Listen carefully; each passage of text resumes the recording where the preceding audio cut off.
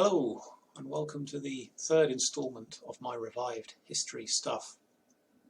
Now, as I said in my previous video, one of my primary interests is the reign of Edward I, and one of the aspects I want to discuss today is Edward's very stormy and complicated relationship with Wales and the Welsh, particularly the military resources and manpower in Wales that he draws upon. Edward is famously known as the Conqueror of Wales. He manages to do what his predecessors have been trying and failing to do for the past 200 years. In 1282 he kills Prince Llywelyn at Gruffudd, the Prince of Wales, and then a few months later captures and executes Llywelyn's brother, Prince Dafydd, and then he imposes direct control over Wales. And builds all these enormous castles, the so-called Iron Ring, to hold down his conquest. And these castles are still remarkably intact and still can be seen today. They very much still have a physical presence in Wales. And what Edward does afterwards, after 1282, I find very interesting. He starts to draw upon Welsh manpower in a way that is really unprecedented. Plenty of his ancestors, going back to Henry II in the mid-12th century, have hired Welsh troops to fight for them, particularly in Normandy against the French. But Edward draws upon them in a really unprecedented scale.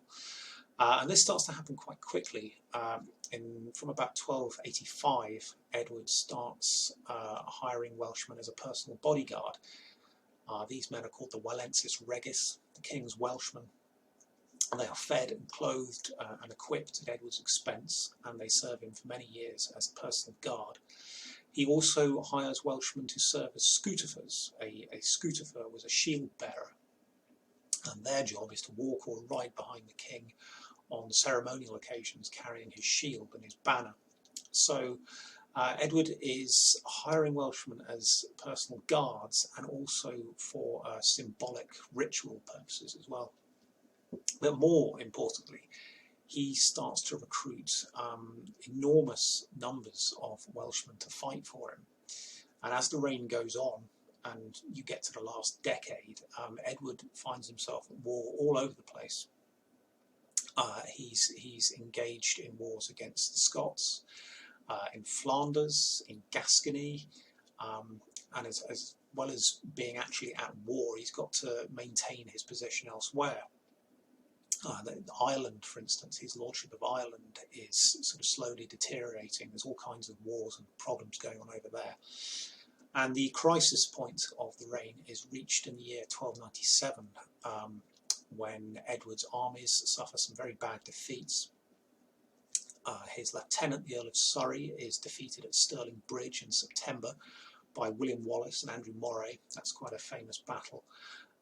But also another of his lieutenants, the Earl of Lincoln, is defeated at the start of the year in Gascony at a place called Bellegarde by the French, and this is every bit as serious a defeat as Stirling Bridge, and Edward's position in both countries is under serious threat. So what does he do? He struggles to raise enough men in England. The English have been taxed and exploited for his wars for years, and they're fed up. They don't want to do it anymore. He can't raise many men in Scotland because Scotland is in revolt. The Scots don't want to be ruled by Edward. He manages to raise a few men in Ireland, but not very many, a couple of hundred, totally inadequate for his purposes. And in the summer of 1297, Edward is in quite a lot of trouble. He's under severe pressure on several fronts, and what he's got to do is get an army across to Flanders in northern Europe and try and halt the advance of the French, because the French at this point are sweeping all before them. Edward's allies are taking an absolute hammering. They can't stop the French advance. They're losing one battle after another. And at the same time, the French are also doing very well in Gascony, all the way down in southwest France. This is Edward's Duchy. It's one of his territories. The French have invaded it, and his men in Gascony are outnumbered, and they're also doing very badly. The French are the most powerful kingdom in Christendom, in Western Europe at this time, and they're perfectly capable of fighting wars on several fronts. They've got more than enough resources to do so. So to stand any chance at all, Edward has got to get an army. He's got to raise an army from somewhere, and he's forced to raise one from Wales, which is a huge gamble because only a couple of years beforehand the entire country had been in revolt against him. He's managed to suppress the revolt, but it's still a very unstable situation, and to try and raise an army there to fight for him is a gamble, it's a risk. But fortunately for Edward, it pays off. He does actually manage to raise an army of 8,000 Welsh infantry, which isn't huge, but it's enough. Excuse me while I wet my whistle. It's just about enough, and he takes these men in the late summer, August 1297, he takes them over to Flanders, and the war that follows is an extremely messy, chaotic affair. I might do another video on it. It's probably my favourite of Edward's wars, actually, because it is such a horrible mess. Totally confusing, hugely expensive, not very glorious from anyone's point of view. But Edward does do just enough, just about enough, to stop the French advance, and he patches up a peace treaty, a temporary truce with his enemy, King Philip. And he would have been unable to do this unless he was able to raise a scratch army from Wales. So Edward's bacon really is saved by the Welsh at this point. They do him a favour. And this truce that he manages to get out of the French means that the war in Gascony stops as well, which has got to be very annoying from a French point of view, because they were doing very well in Gascony and they were on the point of conquering it. And it's only because Edward rushes over to Flanders in the late summer of 1297 that they fail. In the long run, their attempted conquest of Gascony, it fails, and Edward is able to recover it. So this is a really key moment in his career, in his reign, and he relies absolutely on the Welsh to get him out of a very nasty hole, a very nasty situation. And that's not the end of it. This is only a temporary respite. Immediately that he's finished in Flanders, he has to turn about, get back to the British Isles, and march north to try and recover his position in Scotland, where William Wallace is now the Guardian. Soon after Stirling Bridge, Wallace's colleague Andrew Moray dies of his wounds, and Wallace is left in charge of the defence of Scotland. And Edward raises a truly enormous army to fight Wallace. It's something like 25,000 men, which has got to be the biggest army seen in the British Isles for centuries, if not ever, to this point. And over half the infantry, well over 10,000 men, are Welsh. We don't know what the population of Wales is at this point in time, but 10,000 men has got to be quite a significant percentage of the adult males in Wales. Males in Wales. I'm a poet, but I didn't know it. So Edward marches north. Again, the campaign is very messy. He finds it quite difficult to track down Wallace, but he eventually finds him. And Edward wins his great victory at Falkirk, the Battle of Falkirk, in the summer of 1298. The actual contribution of the Welsh to this battle is quite uncertain. Some of the chroniclers claim that they refused to fight because they were in a very bad mood. Edward had allegedly, a few days before the battle, served them wine instead of water because the water was running out. And so he very foolishly gives them wine, and they all get very drunk and start brawling with the English infantry. And Edward is forced to send in his knights to restore order, and they kill about 80 Welshmen before everything calms down. Whether this is true or not, whether it's just a story, very difficult to say. What is noticeable is that the majority of the casualties that Edward's army suffers at Falkirk consists of English infantry. Not many of the Welsh are killed. So that might imply that they didn't do very much, that they hung around at the back and let the English do all the work. So Edward is relying very heavily on Welshmen and Welsh soldiers at this point. So what were they like, these Welsh soldiers? Well, as you can see, I've put up a picture. Was it over there? No, it's over there. Taken from the margin of a 13th century manuscript, which depicts a Welsh soldier. There are several of these images. This is just one example. As you can see, he's only wearing one shoe, and this is probably supposed to represent that the Welsh are considered, especially by the English, as being a little bit barbaric, a little bit savage, a bit backward. You also notice that he's not wearing much in the way of armour. He's not like an English knight or man-at-arms who would be wearing chainmail and all sorts of wonderful things. The Welsh are very light-armed. And this impression is actually supported by some quite vivid contemporary descriptions of Welsh soldiers. I've got one here. This is probably the most well-known. This is by a Flemish chronicler, Lodewijk van Veltham, or Veltham, I hope I pronounced his name correctly, who actually witnessed the Welsh infantry, the Welsh foot soldiers that Edward brought over to Flanders in 1297. Lodewijk actually met them, and he wrote down his impressions of them. So this is what he had to say about them. I quote, "There you saw the peculiar habits of the Welsh. In the very depths of winter they were running about bare-legged. They wore a red robe.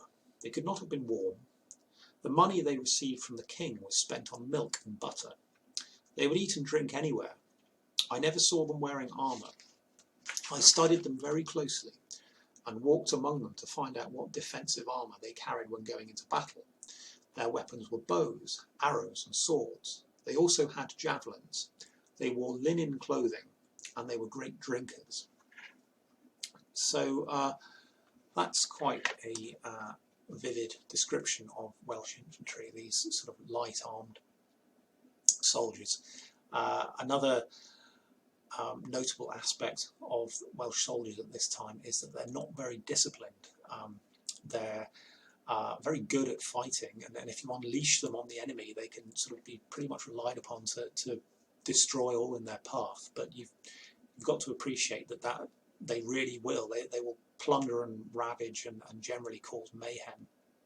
And Lodewijk, the Flemish chronicler, actually he says this. He goes on to say, "The Welsh endamaged the Flemings very much." The Flemish, are supposed to be Edward's allies. But what happens is that when the Welsh get to Ghent, which is the Flemish headquarters, this big fortified city, they start brawling with Flemish infantry.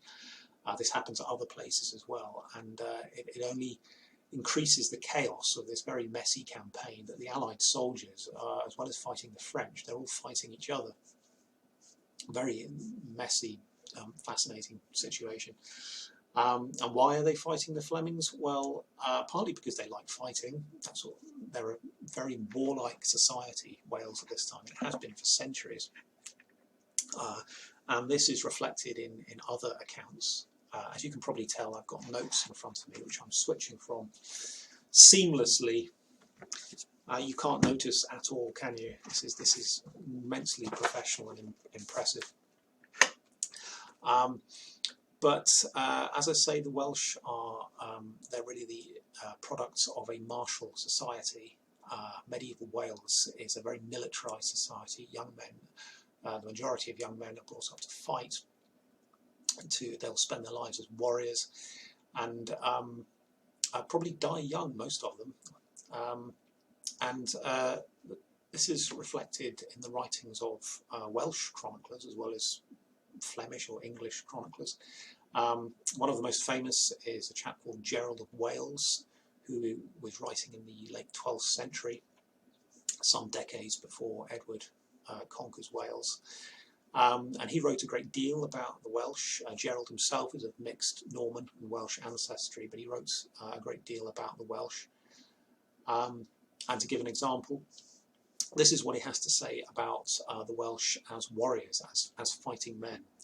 He says, this people is light and active, hardy rather than strong, and entirely bred up to the use of arms. For not only the nobles, but all the people are trained to war. And when the trumpet sounds the alarm, the husbandman rushes as eagerly from his plough as the courtier from his court.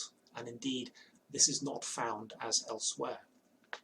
So what Gerald is saying there is that the whole of Welsh society, of masculine society, is geared towards war, and this applies to peasants in the fields as much as it does nobles and princes and aristocrats.